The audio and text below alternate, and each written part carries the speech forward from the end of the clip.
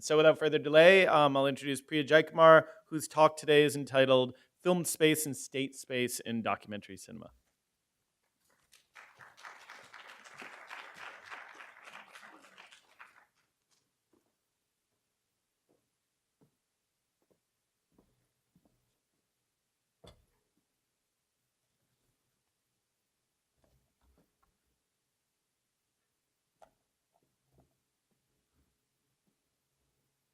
Something different. So thank you. Thank you all so much for inviting me here, especially to Josh and Marissa. It's been really great to be here and meet IU faculty, students, postdocs, also be introduced to Jean-Marie and Prexy, and to reconnect with Lee. I'm happy to follow Lee. I'm informed by a lot of his work. And I think you will see continuities and maybe some differences as well. So let me just start. This is called Film Space and State Space in Documentary Cinema. The Himalayan, Karakoram, and Hindu Kush mountain ranges in northern India extend through the political territories of Pakistan, Afghanistan, Bhutan, Nepal, Tibet, and China. This is a region that has witnessed political violence, environmental fragility, and militant rebellion in the face of imperial and neo-colonial state violence. And for those of you who've been following Kashmir, there's been a lot of state violence recently. Through decades of upheaval, the Ministry of Information, Indian Ministry of Information and Broadcasting, has produced landscape shorts about the area that were remarkably homogeneous in form. These short films are reminiscent of colonial-era documentaries about India. In them, we see slow panoramic shots with stochastic still images accompanied by stentorious anglicized voiceovers that provide narrative arcs moving from life's struggle for survival at high altitude to triumphant surmounting of obstacles. And I'm going to show you, and let me see if I can do this here, just a brief clip from a film called Everest, 1968, which I'll be talking about more, to give you a sense of this, and I'm sure it'll be familiar from various similar things that you may have seen. Today, a smooth path. Tomorrow, a deep crevasse.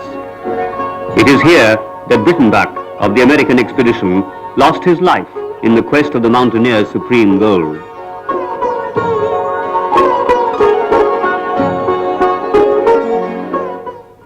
The first phase of the climb, to establish Camp 1 at 20,000 feet, and Camp 2, the advanced base camp, at 21,300 feet.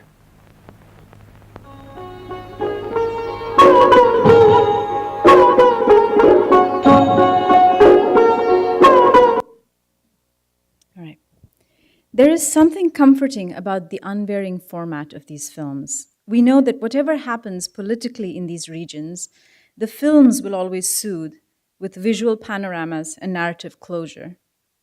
Nevertheless, the neutrality and timelessness of these government-sponsored landscape films can be woven into a historicist narrative of their tangled political contexts if we focus not on the monolithic visual effects of state power, but on the mutable and dispersed fields of its operation. Liberating nature from a circumscribed status perspective involves formulating an expansive understanding of the spatial in the state's bureaucratic and technological mediation of its environment. It demands a study of how states naturalize themselves as territorially and symbolically coextensive with a land. As a start, let me briefly review a few theories of the state before suggesting in more detail their applications to a specific instance of state-sponsored landscape documentary production. Opposing the Hegelian notion of the state as the territorial spirit of perfected reason, Marxist theories of state define it as a product of class struggle and as functional to the needs and logic of capital. Extending this within a post-Marxist framework, Michel Foucault demonstrates the procedural institutionalization of power through discourse and knowledge. His study of the dispersed operations of the liberal state across its plural and contradictory management of things conceives of resistance as equally diffuse. And Lee's piece, Governmentality and the Screen, has done a lot, I think, to think about Foucault in relationship to media and film theory.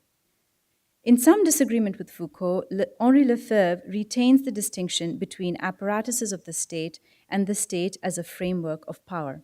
According to him, and this is a long quote, but I will read it out, the relationship between institutions other than the state itself, for instance, university, tax authority, judiciary, and the effectiveness of those institutions has no need of the mediation of the concept of space to achieve self representation, for they are governed by statutes, which fall within the political space of the state. By contrast, the state framework and the state as framework cannot be conceived without reference to the instrumental space that they make use of. Indeed, each new form of the state, each new form of political power introduces its own way of partitioning political power, introduces its own way, own particular way of partitioning space. Lefebvre teases out the secondary and submerged spatiality of state apparatuses and dissolves the antitheses between liberal and authoritarian state theories of state by considering all states as instrumentalized social space. His suggestion is that states survive to the extent that they are able to manage territory, capital, and life within spatially scalar frameworks of power that authorize and sustain their modes of governance, while also coinciding with their particular ways of partitioning space. I find his focus on the manner in which power gets its spatial and territorial fix, and the concealed spatiality of media apparatuses generative to thinking about the relationship between states, institutional structures, and visual forms. Concrete examples from the Films Division's landscape shorts help substantiate these abstract claims, and this is the Films Division's sign, the insignia. Films Division produced several landscape shorts between its formation in 1948 and its revised institutional position by the 1990s, when India's turn to privatization impacted film exhibition practices. I don't have time right now to talk about the changes post-1990s, but I'm happy to do that in discussion later. And this is some of briefly, what I talked about yesterday with the screenings that you saw. So although Films Division was an institution created by the independent Indian government, its lineage can be traced to colonial era institutions, as noted by several historians. Briefly, the Imperial Department's Film Advisory Board, or FAB, which folded in 1943, was tasked by the British government to drum up Indian support for World War II, which was unpopular with Indian nationalists who saw it as part of a European machinery largely indifferent to the conditions of colonies and colonial troops. FAB's successor, the Information Films of India, or IFI, and its weekly newsreel, the India News Parade, expanded documentary cinema's war mobilization mandate to include the education of Indians in domestic affairs and international relations. Despite this larger remit, the fundamentally propagandist origin of these organizations made them anathema to India's new government. IFI and INP were dissolved within sight of the transfer of power from Britain to India in 1947. In 1948, however, independent India's Ministry of Information and Broadcasting formed Films Division of India, very much along the lines of the IFI. As documentary filmmaker Sanjit Narvekar points out, India's first Prime Minister Jawaharlal Nehru, quote, believed that the short film could be used just as effectively in peacetime to further the interests of a developing nation as it was used in wartime for propaganda purposes, unquote. Nehru's favorite cameraman was said to be documentarian N.S. Thapa, who shot several landscape, travelogue, army, and mountaineering documentaries about India's rugged northern border states. The recurrent themes of these documentaries are India's technological mastery over its natural resources, nature's national symbolism, and contrarily, nature's sublime transcendence over human and technological effort. And these are the titles of some of the films, and I'm calling them landscape films because they involve shots of the landscape, but there are various shades within them: state visits, diplomatic, mountaineering films, instructions on how to survive in high altitude. So I want to describe two visual tropes that are present in this cluster of films before considering them in the context of Films Division's or FD's institutional history. The first is their tendency to construct a normative national identity through a visual and factual insistence on regional specificities. This is the least surprising part of these films, but I think I need to give you a brief summary of that so that we can consider this in relationship to other institutional histories. Thapa's Coronation of the Himalayas, which you saw yesterday, Coronation in the Himalayas from 1953, for instance, is about India's neighboring state of Bhutan, and this is the film that several of you saw. It combines the cinematic mode of a travelogue with a state visit film. It starts with an invisible third person narrator familiar from the tradition of British documentaries. In a plummy English accent, the voice of Berkeley Hill introduces viewers to cameraman N.S. Thapa, who would later become the director who makes all these films. Thapa waves to the viewer on cue. The film now shifts to an Indian accented voiceover, presumably Thapa's, but in fact belonging to Panna Raiji. The self reflexive frame of the film mostly disappears, even though the narrative remains that of a state visit. The now invisible cameraman navigates us through Bhutan's coronation ceremony, and the camera's close attention to regional detail provides a perspective distinct from that of the state representative, Mr. Kapoor, and the initial anglicized narrator.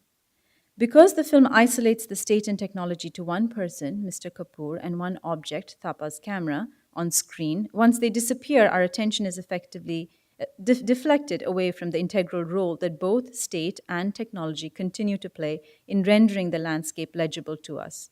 Bhutan's land, its people, their clothes, dances, and customs appear as spectacle. Under construction is a seemingly unmediated proto-national vantage point that displays its sensitivity to regional and neighboring differences. This Indian rendition of Bhutan mimics colonial British shorts about India, which also translate the land and its people into a series of geographical and anthropological categories. At the same time, Thapa's post-independence documentaries differ from their colonial counterparts. As I have shown elsewhere, British geographicals about India tend to be what Edward Said calls enumerative. They use social scientific vocabulary to distinguish themselves from popular empire films from the same period, which present the Orient as a place of intrigue, romance, spectacle, and passion. And these are some of the films that came out at the same time. The hot and cold duality of Orientalism's mythic and scientific discourses are replaced by something more chaotic in Films Division's landscape documentaries. Thapa's shorts, for instance, display the influence of empiricist and mythological epistemes upon modern India's cosmogony and cartography. Thapa's documentary Songs of the Snow from 1963, for instance, opens with a verse by Kalidasa, the 5th century Sanskrit poet. I have a clip of this from the archive, but it just degenerated, so I don't have a clip from the film for you. But this is how it starts. A voiceover announces the Himalayan ranges with the following aplomb. In Hindi, that says, in very pure Hindi, it says, Kalakar ke liye saundarya ka sansar, Shraddhan ke liye divatma ki divyata ka avatar, Parvatarohi ke liye paurush ki lalkar, which means for the artist a world of beauty, for the pilgrim an incarnation of divinity, for the mountaineer a challenge to his virility or masculinity. They weren't foreseeing any female mountaineers, I don't think. So next, we get brief lectures on the condensation and precipitation of water, accompanied to a fast sitar, which is a string instrument, and a lecture on snow formation to a jal tarang, which is a water-based instrument. Fiction, myth, and fact are undifferentiated in the truth value of these films, as panoramic long shots of the Himalayas unify shorter and topically differentiated segments. While there is some sense of a Hindu apologetics that assimilates scientific discourse to revelation in these shorts, the words are largely rhetorical turns of phrase that facilitate rapid topic transitions. Different typologies of information and categories of knowledge sit adjacent to each other in this documentary's catalog aesthetic. I want to link the catalog aesthetic of such landscape documentaries to two historical factors. First, to the post-colonial state's mandate to educate a widely heterogeneous mass public in citizenship, while also imagining a vastly differentiated territory as a unified nation.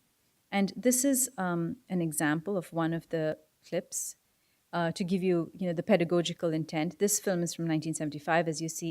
It taught Indians how to not ask for tips from foreign tourists, and it's called Don't Be That Greedy. Second, I want to link the catalog aesthetic of landscape documentaries, to the function of cinema as a technomaterial object in India. Let me expand each in turn. The ex-colonies faced a historically unique predicament, in that imperial commissions that created infrastructures like the Film Advisory Board and colonial film units to educate and inform colonial subjects served as templates for a post-colonial developmental ethos. Institutionally, Films Division was made possible by two colonial era rules.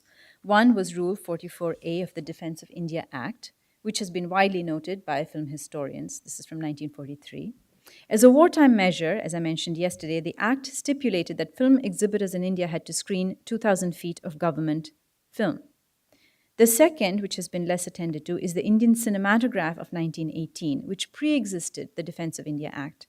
This act held that licenses for commercial film exhibition sites would be made contingent and could be made contingent on the screening of films deemed to have educational value by the central government. The 1951 Patil Committee report on Indian cinema noted that in democratic India, such a clause was not strictly constitutional, but they found, quote, the commercial film industry generally critical but submissive to this obligation. So post-independence, they couldn't exactly revive a wartime act because that was, didn't presume a democratic government. But they could say that in order to get an exhibitor's license, you have to show a certain percentage of these films, because getting a license is up to you. It's your choice whether or not you get a license. So that was one way in which they got around it, and it was challenged in courts in 1993, but not before that. From 47 to 93, these films were shown theatrically. The Indian state effectively used its ability to grant commercial theatrical licenses as leverage for the theatrical screening of state documentaries. And the rule remained uncontested, as I said, in Indian courts until 1993. In other words, the post-colonial state's need to educate its populace in a shared sense of territory, history, and civic responsibility meant that educational and instructional films were never restricted to classrooms and non-theatrical settings in India. All Indians born before the 1980s encountered their nation as a mass classroom and the state as their inescapable tutor. The Indian state's pedagogical intent was part of its overall media infrastructure. Educational and instructional films were embedded within a quotidian and commercial media environment, and the pervasiveness of these shorts was part of their power. Instructional and romantic registers coexisted in India's theatrical screens that played Films Division documentaries right before the feature films, investing the same land with a repertoire of meanings and a gamut of affective charges. And this is a film from 1969, a commercial film, Aradhana, with Sharmila Tagore and Rajesh Khanna. I don't know if there's any Indians in the audience, but this has a song that's really famous, Mere Sapno Ki Rani Kab Aayegi Tu, Queen of My Dreams, When Will You Come? And Sharmila Tagore is in a short gauge train wrapped around in Darjeeling while Rajesh Khanna is singing it in his Jeep. And Darjeeling is a topic of several documentaries as well that, so the audiences would have seen this within the same space, and the land is imbued with all of these kind of meanings in a certain way. Consequently, when compared to colonial British geographicals about India aimed at English school children from the ages of 10 to 12 years of age, Thapa's shorts display a sort of disciplinary delirium. His landscape documentaries stage rapid topic shifts between scientific, spiritual, literary, affective, popular, and ethnographic material to construct an expansive vision of India's rivers and mountain ranges. They compact a dizzying amount of information under an hour to address every age group as a potential citizen pupil. The landscape documentary's catalog aesthetic also owes something to the Indian state's rationalization of film as a material object. After independence, India imported a majority of its raw film stock and rationed it out to filmmakers.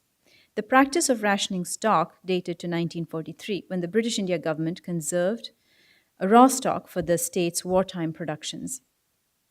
India's Hindustan Photo Film, or HPF, began to indigenously manufacture black and white positives and sound negatives, as well as color positives in 1968, and in little over a decade met the nation's demand for black and white raw stock. But color stock was and is largely imported. To purchase color negatives, the Indian state had precious little foreign currency in a monetary crisis that stretched from 1947 to 1991. In fact, the currency crisis was a key reason for the Indian state's large-scale divestments in the public sector, starting in the 1990s, which initiated a structural readjustment in favor of economic liberalism, privatization, and globalization in India. Notably, until the 1990s, India traded primarily with other soft currency nations for raw film stock. As a soft currency, the Indian rupee had limited transactional value outside its national borders because it was bolstered by exchange control regulations. From the 1950s to the 1980s, for example, Indian films most commonly used the East European Geva color and Orwo color, original Wolfen from East Germany, as well as Japanese Fuji color with fluctuating access to Eastman Kodak from the United States. And this is a film from this is an image frame grab from the same film, Don't Be That Greedy. It's a German tourist, and you see an ad for Orwo color at the back. According to some filmmakers working in this period, they used whatever color stock was released by the state, irrespective of what their film credits may have claimed. And in fact, that adds to a little bit of the analysis of the anti-realist aesthetic of Indian cinema, the kind of the fact that, from one scene to the other, there's actually shifts in the quality of stock even. The film industry's access to raw stock was also curtailed by state-imposed shooting ratios of 5:1. And I mentioned this yesterday, which is if you had about 5 feet of film, you had to show that you used at least 1 foot of it. And compared to usually, I think 16:1 is more average. And Michael Winterbottom, for a film like In This World, which is shot on DV, he shot about 300 hours of film, and you made it into a 1-hour film. So with documentaries, you need more material in a way. The Indian state granted raw stock piecemeal to commercial filmmakers, depending on whether or not they kept to their shooting ratios. Films divisions directors, as employees of the state, were in a less precarious position regarding access to stock. However, they were also closely monitored to ensure that they met their shooting quotas. And this is from a manual from 1960. A films division's manual, published in March 1960, details the extensive procedures documentarians underwent to access raw stock. Despite the tedium of its bureaucratic detail, I synopsize the workflow of forms generated at FD, or Films Division, for each short film because it conveys the extent of raw stock surveillance. This example is specific to newsreels, but the manual prescribes accounting practices for documentaries in general. You can't read this page, but the information is from that page, and I'll narrate it. So according to this manual, in order to acquire raw stock for newsreel, cameramen had to, 1, take an indent or order form to the FD raw stock accounting section signed by the Associate Chief Producer of Newsreels, or ACPN. 2, the ACPN then accounted for this in the raw stock register form RA5. The ACPN also filled Form RA6, which recorded the raw stock issued, the lab supervisor's comments, and the cameraman's comments. 4, particulars regarding film comment were then filled out in Form NR2. The ACPN also wrote a report with instructions to the cameraman and a circular, quote, to serve as a guide and case law to reduce future wastage of raw film, unquote. During the first weeks of April, June, October, and January every year, the ACPN then prepared a statement indicating each cameraman's usage ratio. If permitted ratios were exceeded, more instructions and circulars followed. So department memos don't seem so bad anymore.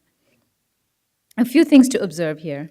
First, under this system of stock rationing, film labs became powerhouses because shooting ratios were determined by reviewing the filmmaker's account against a lab supervisor's account.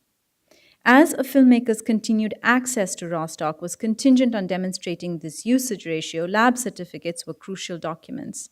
For commercial films, labs became part of a thriving underground economy in the circulation of illegal film stock. And actually, the extracting of silver that Lee was talking about, they also did.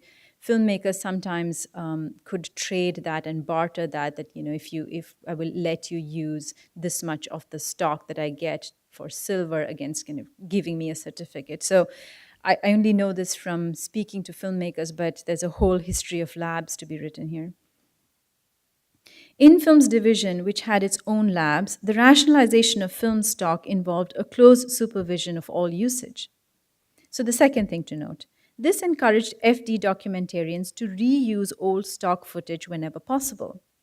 The state's anti waste policy and excessive bureaucratic monitoring is at least partially responsible for what I have called the catalog aesthetic and the disciplinary delirium of this era's landscape films, which combine the slow grandeur of panoramic long shots with rapid fire facts about India's topography, ethnography, climate, mythology, and history, all crammed into fast edits combining location shots, reused footage, and stills.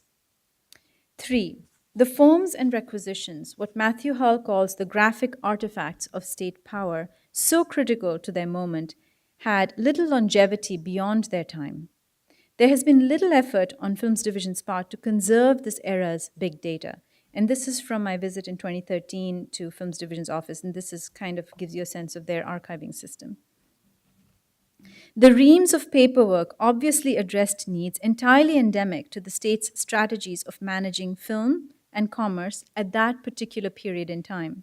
This makes defunct procedures important chronicles of the state's past priorities because they are vanished paper trails of a process through which abstract power seeped into the granular minutiae of documentary filmmaking in India. The practices defined not only how Indian landscapes appeared as visual space, but also how film was treated as a regulated spatial object, possessing its own closely monitored metric heft. If, in one sense, Thapa's landscape films are nationalist because their content assimilates land within FD's message of unity in diversity, his documentaries are also a product of institutionalized anti-waste practices. In addition to the textual aesthetics of these shorts, the filmmaker's navigation of film stock rations is part of the story of how the state produced a place as a scopic and fiscally bounded political entity at the time. Based on this analysis, let me make a broader claim. The documentary impulse of capturing a location on camera, which is intrinsic to any act of filming an actual place, can serve as a critical impetus to spatializing film history. In their anthology on location filming, Eleanor Gorfinkel and J.D. Rhodes note that space is a, quote, uniform property of cinema, unquote, because in Stephen Heath's words, films transform the particularity of what is seen, S-E-E-N, into the abstractions of a scene, S-C-E-N-E. Against this tendency of film, the authors understand pro-filmic place as the, quote, heterogeneous and specific element recorded by or sensible in film, so that the accretion of history in a given location actually provides the traction necessary for political intervention, unquote. So for the authors, place becomes the tactic for unraveling cinema's relationship to its hermetically sealed, diegetic world of filmed space. Of filmic space, rather. While their argument makes intuitive sense, I think that their polemical insistence on prioritizing place over space evades a few important factors. First, place and space are experientially linked.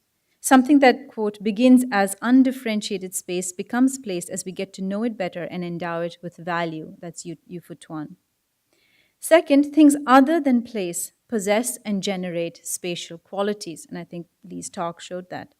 State power, technology, and capital are central to how we measure our lives, how we categorize our worlds, and how we assign it value.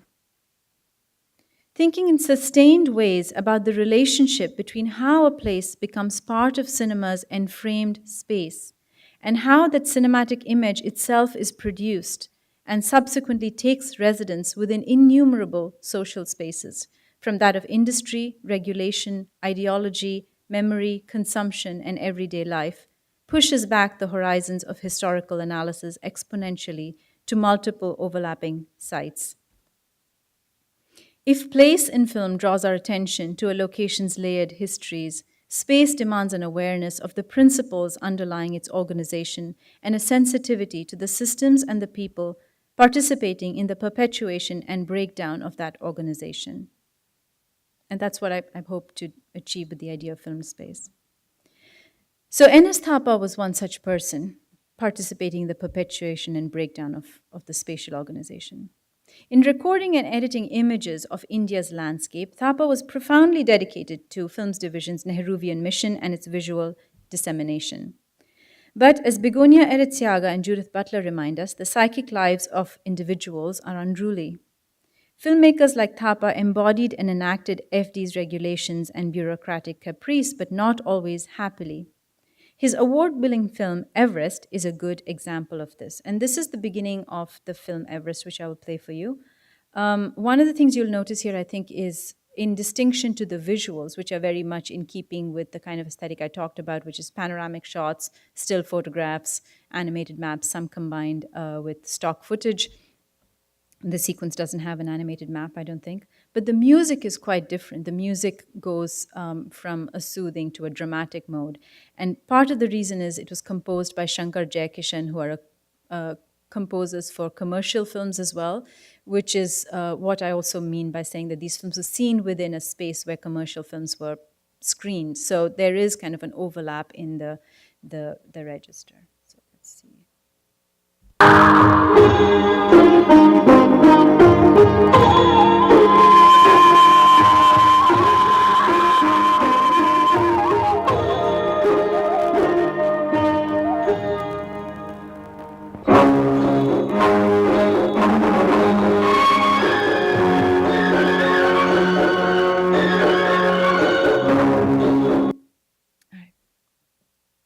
So this 50-minute film records the historic expedition of the first All India team to scale Mount Everest on May 20th, 1965. The story of the film's production, however, is less matinee-worthy. On September 1964, the Indian Mountaineering Federation, IMF, contacted Films Division.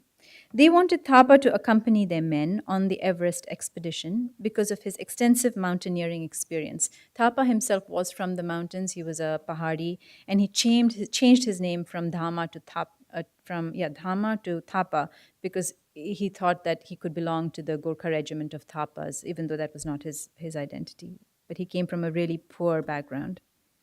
So the INB ministry denied this permission to the IMF to have Thapa come on the expedition to film it.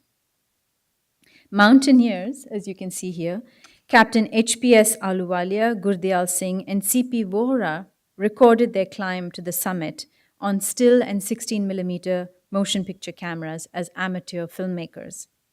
Thapa was never part of the climb documented in the film, for which he is credited as the director. It is unclear why the INB ministry blocked Thapa's involvement, but he had been reprimanded before. Thapa, who had been part of the Gorkha regiment of the British India Army, had a long-standing connection with the Defense Ministry. Previously, he had jumped onto an Indian Air Force supply plane to Ladakh to get aerial shots. This footage was vetoed by Films Division, which threatened, quote, disciplinary action for flying by air without permission, unquote. Thapa invoked his clout with Prime Minister Nehru's office and included the suppressed footage in his film, which then went on to win the Presidential Gold Medal for Best Documentary. So here was a typical wrangle between the state's cast of characters.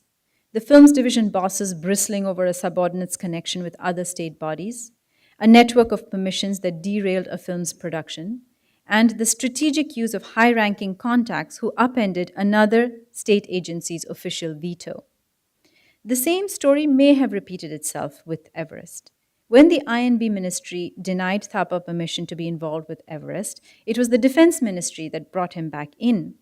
Thapa crafted his documentary of the Indians' first climb to Mount Everest from amateur footage shot by the mountaineers, edited together with the restaged reshoot that he organized in Darjeeling. To state the obvious, Darjeeling is not Mount Everest. Reshooting India's first ascent to the Everest in Darjeeling cuts to the roots of a documentary's evidentiary claims. Ironically, Thapa's reshoot was in pursuit of bringing a greater measure of truth to the material, because the amateur footage did not contain sufficient images to replicate the exact chronology and experiential arc of the original expedition. Thapa combines his reshot footage with amateur material to craft a recognizable lexicon of Everest as a landscape documentary with animated maps and voiceovers, but he also retains some key gaps in the original material. The film's cut and paste aesthetic foregrounds the strategic nature of creative and technical decisions in documentaries. Strikingly, the documentary uses still images to show the climbers reaching the summit. This climactic event comes to us in staccato stills because the 16mm motion picture camera used by the amateur filmmakers froze at the summit. And this is a still from the summit that's used in the film. Thapa clearly drew the line on restaging these summit shots in a second location. By retaining the gap, Thapa allows nature to make incursions into his cinematic image so that the film's surface becomes a testimonial to technology's shortcomings and foregrounds art's compensatory mechanisms in capturing an environmental sublime.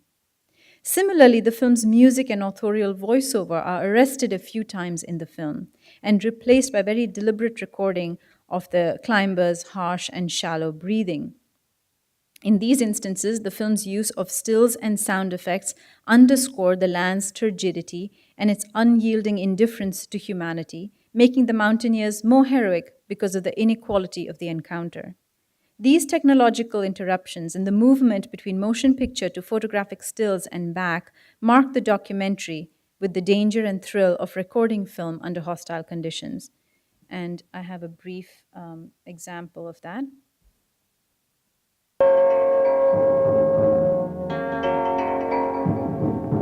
Once again, the dreaded Valley of Silence.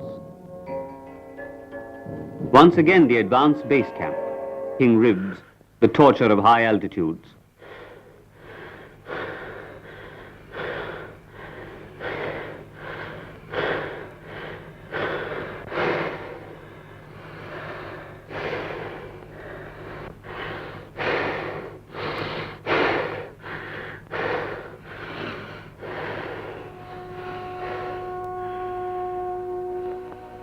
Chima, Gombu, Gurdial, accompanied by Sherpas, move up the Lhotse face.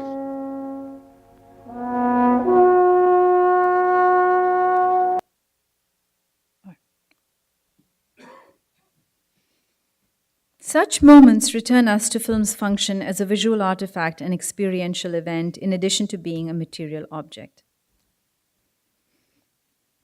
As visual images, films shape and invade our spatial imaginaries, representing and reconstituting our encounters with locations.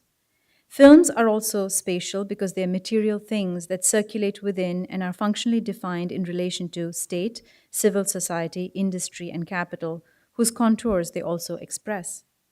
As visual artifacts and material objects, Films Division's landscape documentaries reveal the operation of state power in the historical transformation of India into an envisioned nation and a politico-economic territory. At the same time, the landscape documentaries bring their own aesthetic spatiality and density, which too can serve as a tool for historians. The ontological instability of film, derived from its duplicative and, in Andre Bazin's words, its asymptotic relationship to the real, lets us redress one of Henri Lefebvre's theoretical oversights with a cinematic insight from filmmaker Patricio Guzman, who I know is going to be part of this series, which is thrilling. Lefebvre, the philosopher so central to the spatial turn in critical theory, whose influence is all over my talk, condemned cinema for its representational space. Partly as his Marxist critique of ideational forms, Lefebvre conceived of cinema primarily as an abstracting medium at the expense of attending to its productive infrastructures. Can images really expose errors concerning space? Hardly. Where there is error or illusion, the image is more likely to secrete it and reinforce it than to reveal it. No matter how beautiful they may be, such images belong to an incriminating medium. Images fragment, they are fragments, themselves fragments of space. Cutting things up and rearranging them, découpage and montage, these are the alpha and omega of the art of image making, says Lefebvre. Lefebvre finds cinema politically untrustworthy because its excessive visuality overwhelms its object status. In Nostalgia for the Light, Guzman uses cinema's visuality to expose society's uneven treatment of instruments of history. In the film, the Cordillera mountain ranges and the Atacama Desert provide a vast, arid landscape and lucid night sky where seekers of different stripes search for traces of the past. The past ranges from the origins of the universe to pre Columbian artifacts and the remains of men and women tortured and killed under Pinochet. In the film's final images, women who have searched compulsively for the remains of their dead and disappeared in the desert look through the lens of the Atacama telescope for the very first time. In this transcendent moment, the filmmaker trains his cinematic lens on the women as the women train their sights through the telescope, forcing viewers to confront society's spatial segregation of past events. Space is ossified and made hierarchical by a society that delegitimates the women's quests into the past while celebrating the male astronomer's journey in time, ensuring that their social and spatial trajectories never intersect. Guzman brings together their quests and visions. Film historians, I think, must be like Guzman in considering how films can break our habits of seeing through space in order to look into the mechanics of their meaning production. We must use cinema's documentary impulse to interrogate how films archive visual traces of places and their past, how films materially enforce instrumentalizations of politico-economic and lived spaces, and also how the historical lens can unsettle these instrumentalizations. Thank you.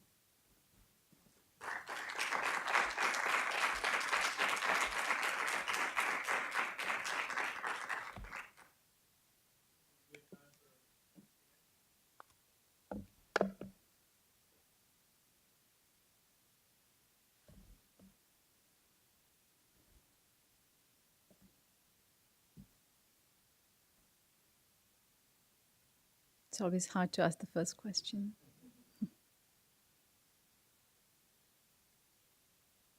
Yeah, Greg.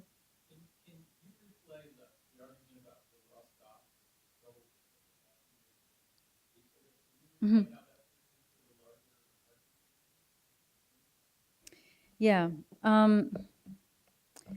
So raw stock that was imported into the country, I mean, it was, so black and white film stock was produced indigenously in the 1960s onwards. So until then, that was imported as well.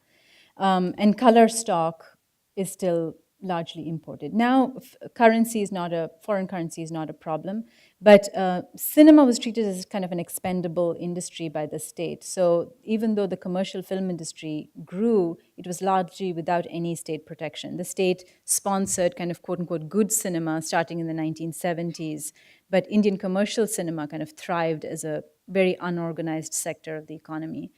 So I've been sort of thinking about whether or not, and it's hard to exactly join the dots between these kind of material conditions and what films get produced, but to think about if or not this impacts the aesthetic, because what you see post-globalization is, at least in terms of how the films look, there's sync sound, it's much closer to the Hollywood idea of realism, so you have outdoor shots matching indoor shots. If there's a location shot with an indoor shot, there's more seamless continuity. This was not so much the case. People did not care about that aspect of the aesthetic. They cared about the emotional affect of the scene, the integrity of a scene, the melodramatic content. So I'm also trying to think how the material history plays into that. And I think that the shortage of raw stock, when I speak to filmmakers, I find that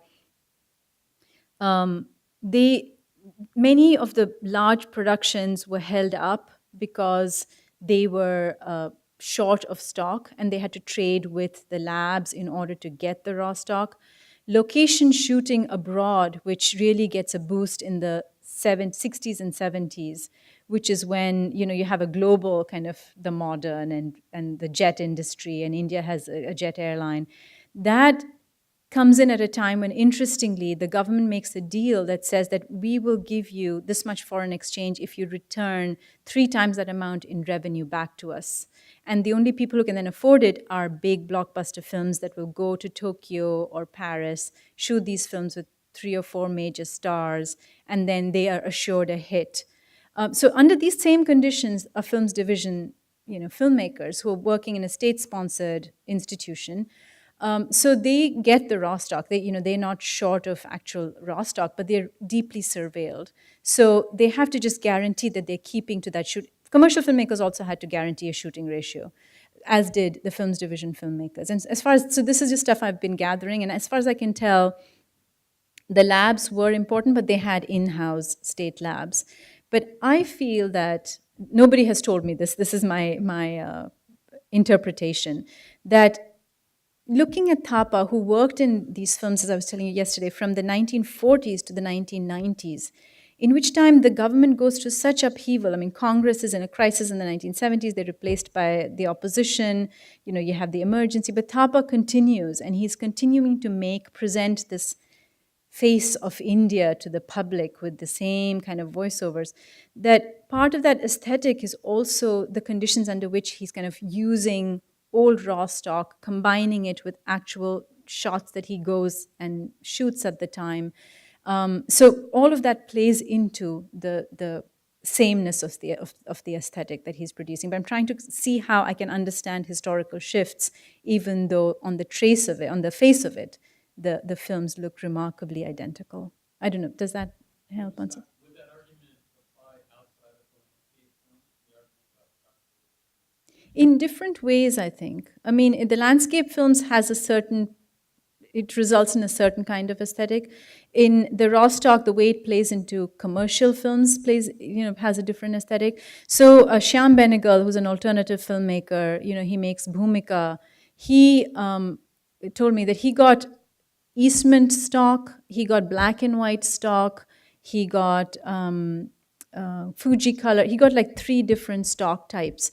And what he ends up doing is making his film was about an actress who's acting in the Indian film industry. So he ends up using that very self-reflexively, so that he's using different stock to represent different eras, and he decided to make that a very overt part of his film. So clearly there you have a good example of someone who's using it experimentally in a way, but self-reflexively and self-consciously. But then most of the commercial filmmakers are saying, don't pay any attention to what I'm putting on screen or the look of it, but I'm giving you the songs, I'm giving you the bang for your buck, I'm giving you the emotions, and then films division filmmakers are using it differently. So I think for each case, it's a different context in which it plays out.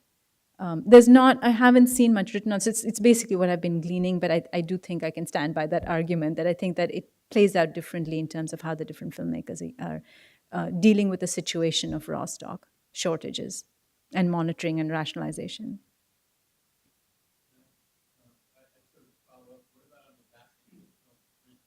Mm-hmm.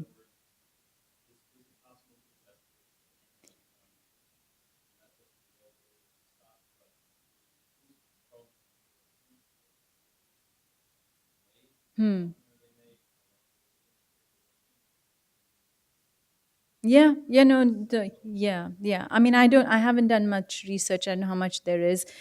Until recently, I mean, the idea of storing film prints was also not very evolved. So the National Film Archives has some prints, but producers themselves, didn't really hold on to their prints. And the whole idea of libraries, I mean, that didn't really exist. So studios, in the way that we understand the US, in a way, really comes up only in the 1990s. And now people are monetizing they see everything as monetizable. And, so I don't know if it was very methodical in terms of what they were doing with prints, but that would definitely be a place to go. And I think I was in an email correspondence with someone who's been looking at actual stock, trying to figure out, because apparently labs processed them sort of differently as well. And so, and I don't know much about that. Yes.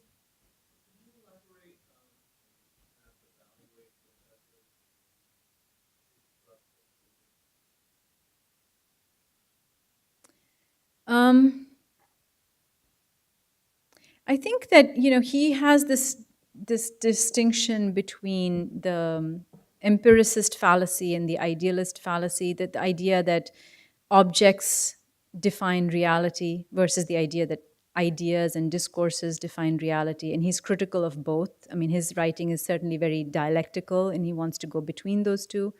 I think he puts images quite centrally in the ideas defined reality, so that the kind of object histories of it are not as visible. However, I mean, in defense of what he's writing as well, I think that the analysis that he lays out allows us to speak of the infrastructures of cinema through those modes. So, for him, the conceived, the trialectics of space that Edward Soja then develops, the lived space, the conceived space, the perceived space. For me, I was trying to think of that in terms of film itself, and you can think of each of those categories in relationship to how you can think about cinema's own spatiality. So I don't know if he meant to cut it off, but I think he was just thinking of film and image, primarily as an image. I think back there and then there. Go ahead.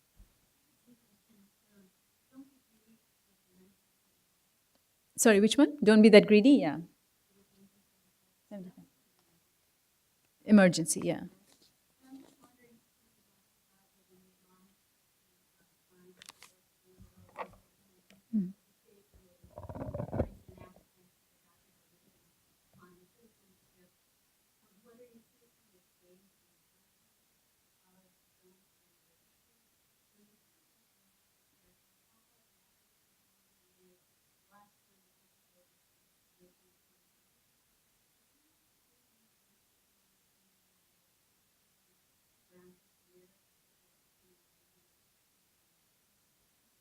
Yeah.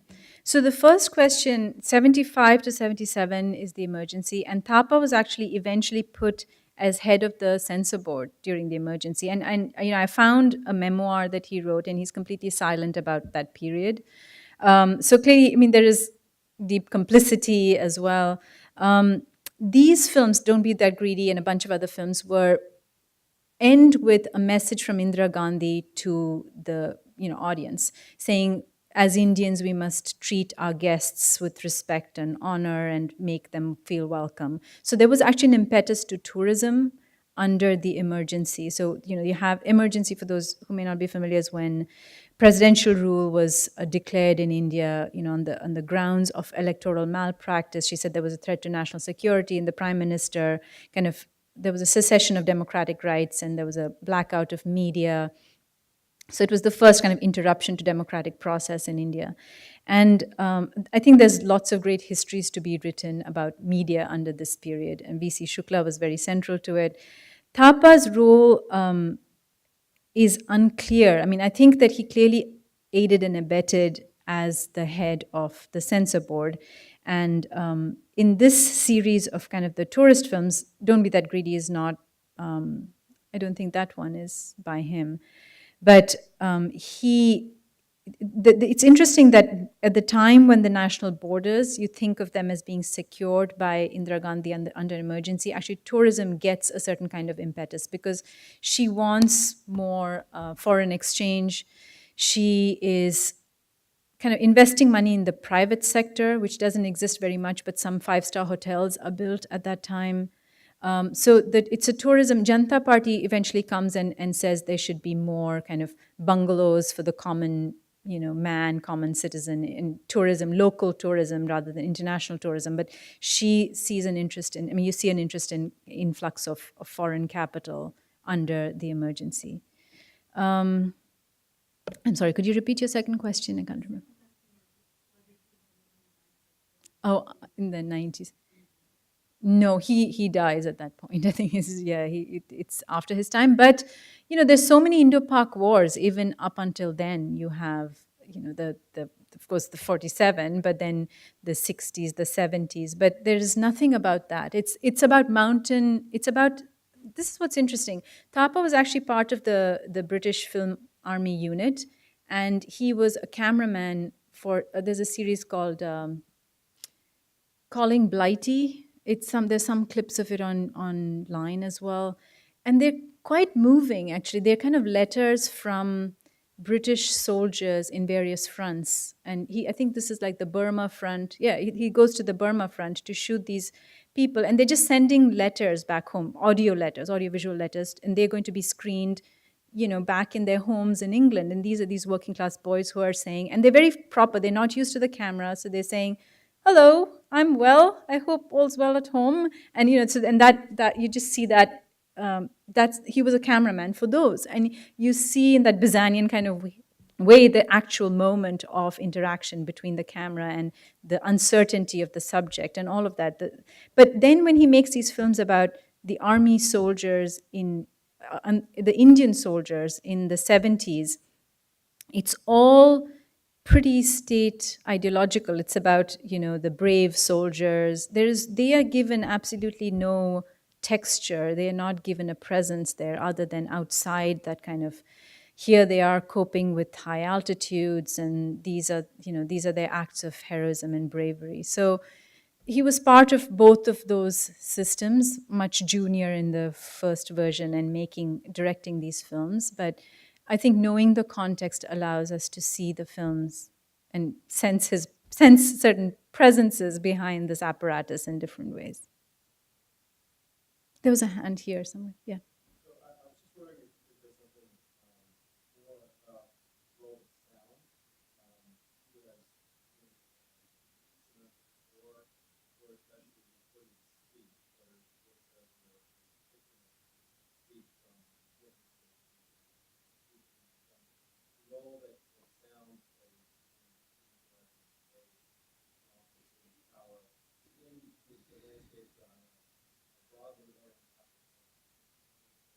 Yeah.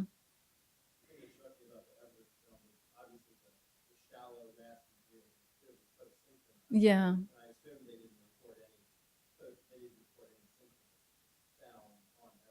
No. Yeah. Do you know that sync sound actually in India only came in the late 1990s? We didn't do sync sound at all. If you go see a Hindi film or an Indian film, the texture of sound is very different. Like you hear the actor's sound is really close, and part of it was technology, but investment in sync sound, kind of in silent cameras. They're already kind of bought a certain kind of cameras, and and culturally there was a propensity towards, we want to hear people enunciate. We don't understand the Dustin Hoffman mumbling thing. We want Amitabh Bachchan projecting his voice, and the same thing with so background sound is really loud. So I think culturally there is kind of intolerance to ambient noise in a certain way. So it's all been post sync until very recently, where again this kind of certain aesthetic of realism, there's an openness to that.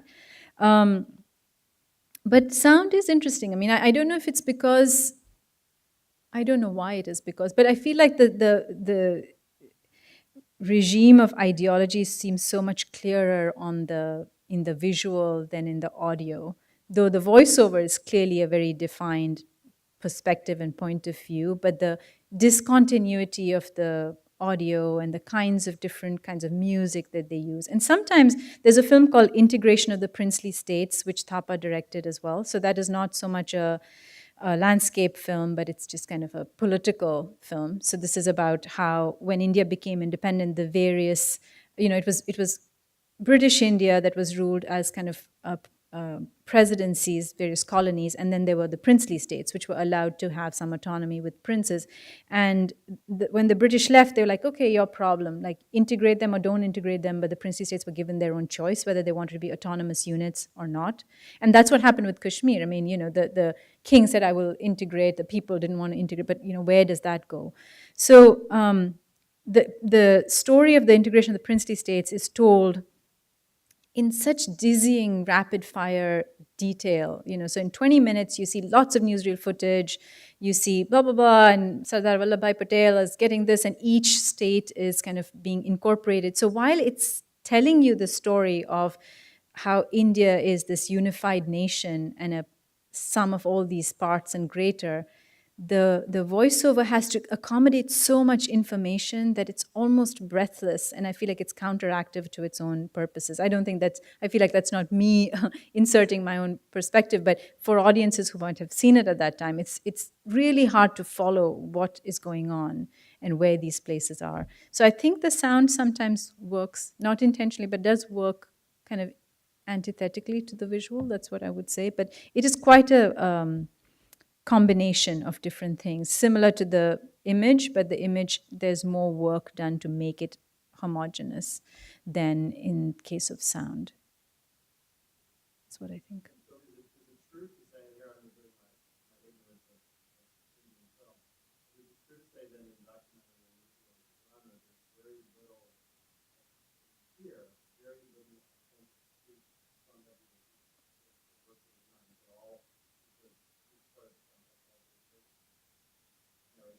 No, I mean, like the one, the IM20 that we saw yesterday, that would have had those people, but then it has like some ambient sound as well, or I don't know what technology they used for that. But largely that was unusual, that was exceptional. So largely there were voiceovers. So there was some. Yeah. Yeah, yeah, absolutely. Yeah. Yeah. You're right. Yes.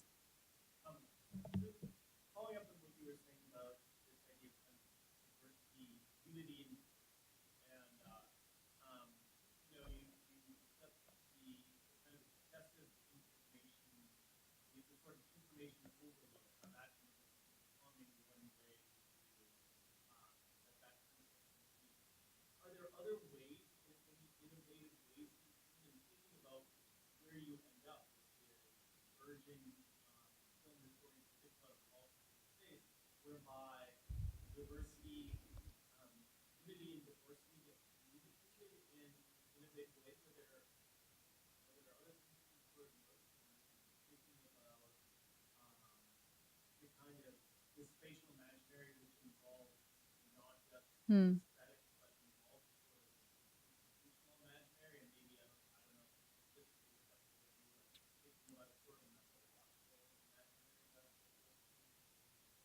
That is such a hard question, but an important one, I think. I mean, I feel like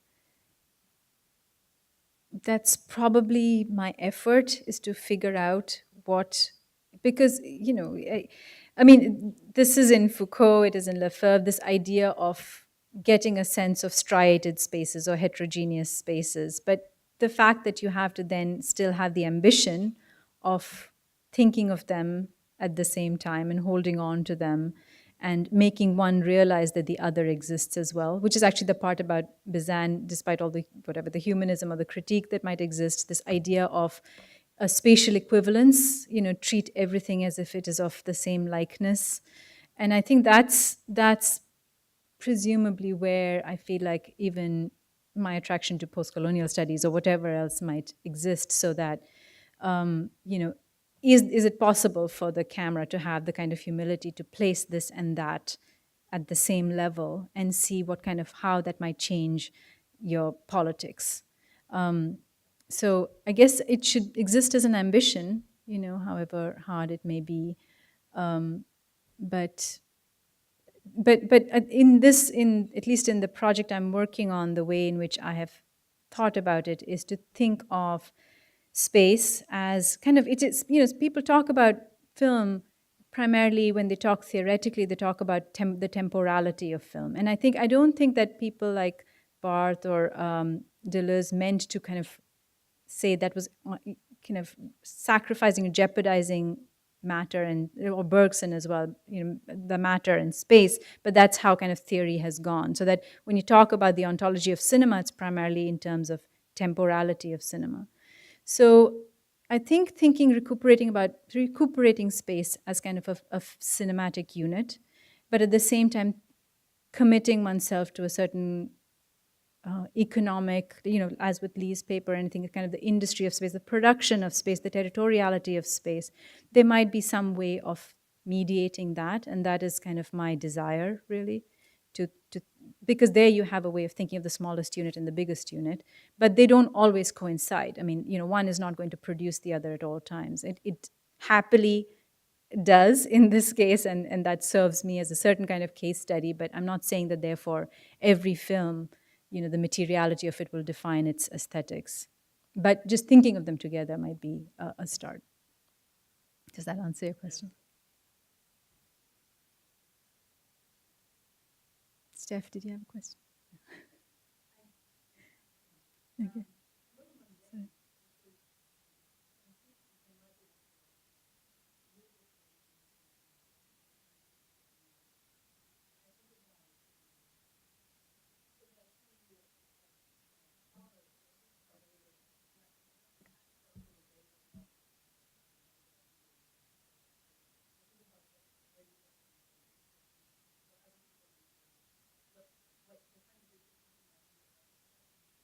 Mm.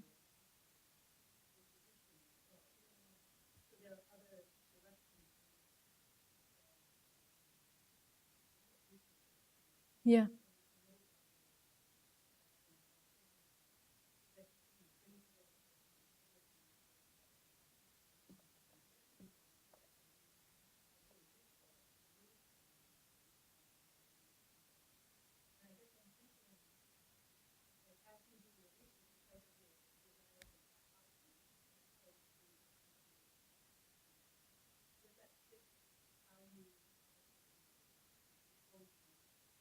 Right, right, right, right. I mean, quite honestly, when I started, I didn't know what I was really interested. I had an intuitive sense of what material I was attracted to without knowing why. And I feel like maybe many of us start our research that way. And actually, the article that I wrote for Lee and Collins anthology, and I wrote something for something else. I didn't quite see the connections between them. But also in the first book, there I was part of, I think, a certain kind of late 90s moment of questioning the national cinema framework, which had been so dominant and disallowed certain ways of thinking. And here, the history of the imperial preference and the imperial kind of intra-imperial trade. How do we think about that in relationship to contemporary globalization? So I realize that all of that is really, at the broadest level, a mode of thinking critically about how spatial forms get their territorial fixes and economic fixes, and it is so historically contingent, right? So the moment of the nation, the moment of the intra-imperial, and if I have a desire to think across that, but also with film as an object, which is just, it is part of your space. I dream, and my dreams are cinematic, so it's like there is kind of an interplay between that. And so I thought that, all right, that's why I need to kind of educate myself on spatial theory to see where it can help me. But obviously a lot of people are thinking about critical space theory are not thinking about film and media, so one then informs the other. Lee?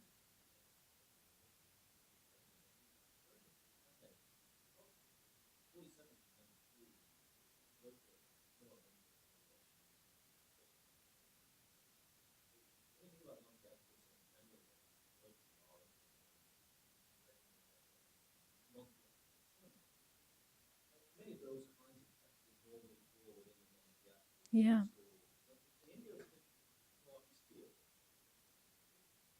Yeah. Right.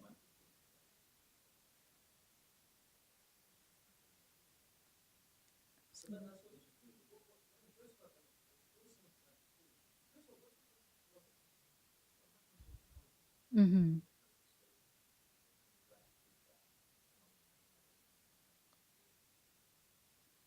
Well, we did see some of the films division films replayed on TV as well.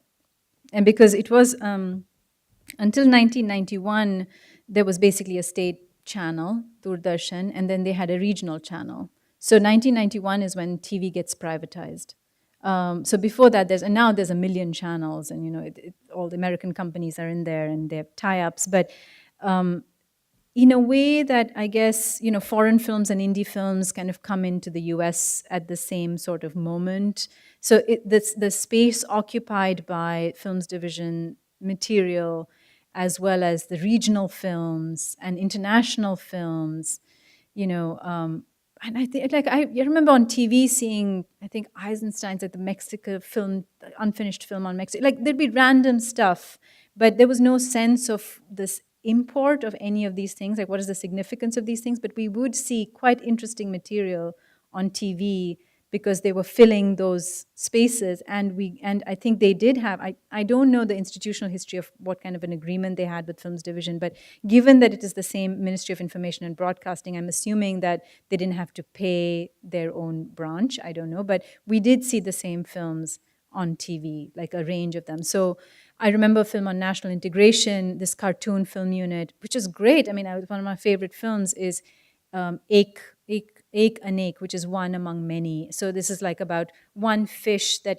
compared to a big fish, it's weak, but then there's a whole lot of little fish who go together, and the big fish is scared. And so how we should all be again, the unity and diversity which was fed to us. So a lot of it came from TV as well.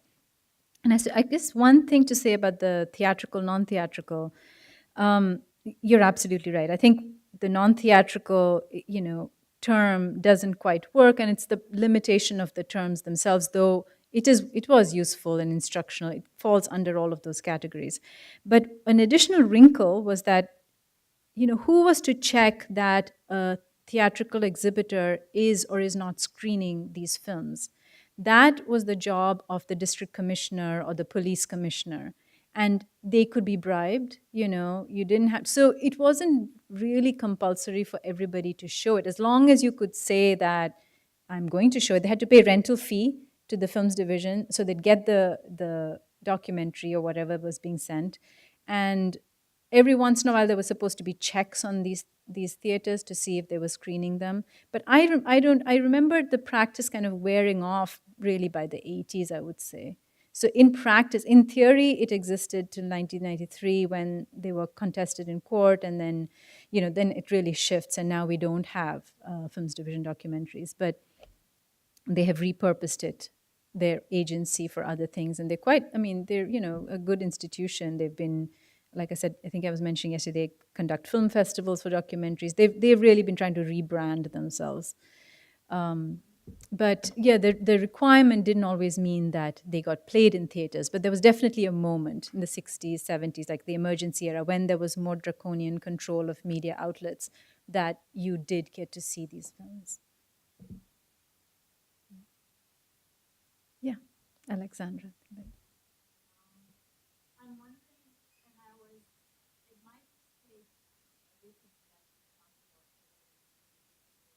That's fine.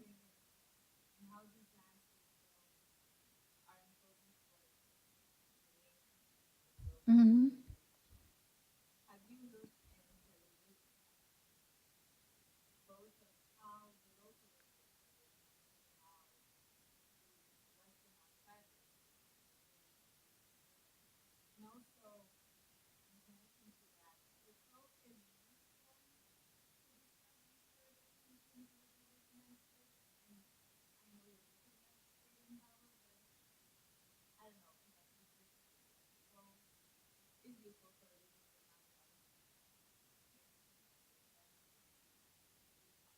Mm-hmm. Yeah. Well, there's a book by Diana Eck, Sacred Spaces. So there's more like visual history stuff, I think, that has been done. With the films division films in particular, I find that religion pops up and drops off kind of randomly. There doesn't seem to be a consistent articulation of a religious perspective. But I think a lot of that is to do with the fact that this kind of twinning of globalization and the Hindu right wing, the rise of the Hindu right wing, again, has happened since the 1990s. So it is not quite as systematic in terms of the articulation of a visual space in the 60s and 70s. It's much more disaggregated at that point. So there's just casual references, and even Thapa says, in preparation of this film, I read these Vedas and Upanishads, and then I read some visit traveler's account, and he just the research is kind of scattershot. So there doesn't seem to be a consistency in that. And that's why I was thinking of, like, what is there to say about an inconsistent kind of approach? And that's when I thought maybe relating it to these various other circumstances. And it is that kind of moment of, if you want a Jamesonian kind of periodization hypothesis, I think that we don't get to that advanced capital moment until really the late 1990s, mid 1990s. And that's when a lot of things get incorporated and systematized in a way that they just weren't before that. But yeah, Foucault in terms of religion, I haven't really thought of that in connection with these films, but thank you. Thank you.